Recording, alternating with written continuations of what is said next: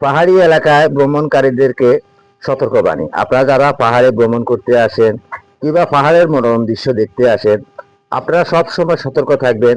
কারণ পাতা কালারের যে সাপটা এখন আমি আপনাদেরকে দেখাচ্ছি, এটা খুবই বিষধর সাপ।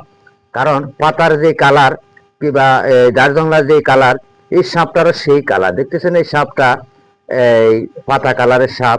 এই সাপটা যদি আপনাকে ছোবল দেয়, তাহলে কিন্তু আপনি 10 সেকেন্ডে আপনার ফুসফুস পেটে আপনি মৃত্যুও বরণ করতে পারেন। আপনারা দেখতেছেন এই সাপটা কিন্তু এখনো জীবিত। এই সাপটা এখনো জীবিত। তাই প্রিয় বন্ধুগণ, আমি আপনাদেরকে সব সময় এই শিক্ষামূলক ভিডিও দিয়ে থাকি কিংবা সতর্কমূলক ভিডিওগুলো দিয়ে থাকি, পাহাড়ি এলাকার ভিডিওগুলো আপনাদেরকে দিয়ে থাকি। আপনারা যারা ভ্রমণ করতে আসবেন, আপনারা সব সময় আপনারা সতর্ক থাকবেন। এবং কি আপনারা জারজংলা বিচে ঢোকার সময় কিংবা অনেকে আসেন ফটো তোলেন কিংবা বিভিন্ন রকম এইরকম সবুজ পাতার উপরে সবুজ রঙের এই সাপগুলা শুয়ে থাকে। তাই আপনারা সব সময় পাহাড়ে যখন আসবেন, পাহাড়ের মনোরম দৃশ্য দেখার জন্য কিংবা সেলফি তোলার জন্য, ভিডিও তৈরি করার জন্য সব সময় আপনারা সতর্ক থাকবেন। এই পাতাগুলা যেইভাবে দেখা যাইতেছে, ঠিক পাতার মতো এই সাপটা, যে সাপটা দেখতেছেন সবুজ রঙের, ঠিক পাতাগুলো সবুজ, সাপের কালারও সবুজ। তাই আপনারা সব সময় সতর্ক থাকবেন। আপনারা দেখেন এখানে যে পাহাড় আছে, পাহাড়ে অনেক রকমের সাপ বিচ্ছু থাকে কিংবা অনেক রকমের জীবজন্তু থাকে। অনেক সময় সজারু থাকে, অনেক সময় এখানে বিষধর অন্যান্য সাপেরা থাকে, কিং কুবরা থাকে, কিংবা একটা সাপ আছে চিকন চিকন, সেটা বাতাসে উড়ে। সেই সাপগুলো দেখা যায়, বিভিন্ন প্রজাতির সাপ। তবে এই সবুজ রঙের সাপটা অনেক কঠিন।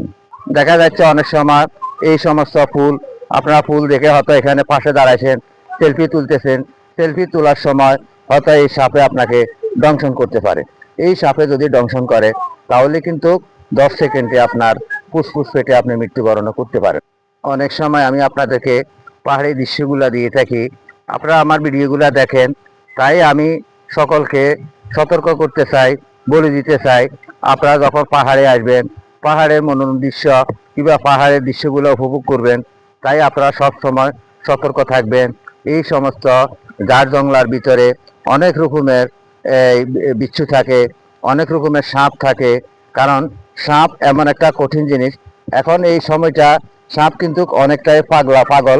কারণ এখন সাপের মিলন যাচ্ছে। তাই সাপ এদিক সেদিক দৌড়াদৌড়ি করে কিংবা সবুজ কালারের পাতা রঙের এই সাপগুলা পাতার সাথে গাছের সাথে মিশে থাকে। তাই এই সমস্ত জারজংলা থেকে দূরে থাকুন, আপনারা সতর্ক থাকুন। আপনার শিশু বাচ্চাদেরকে সতর্ক রাখুন।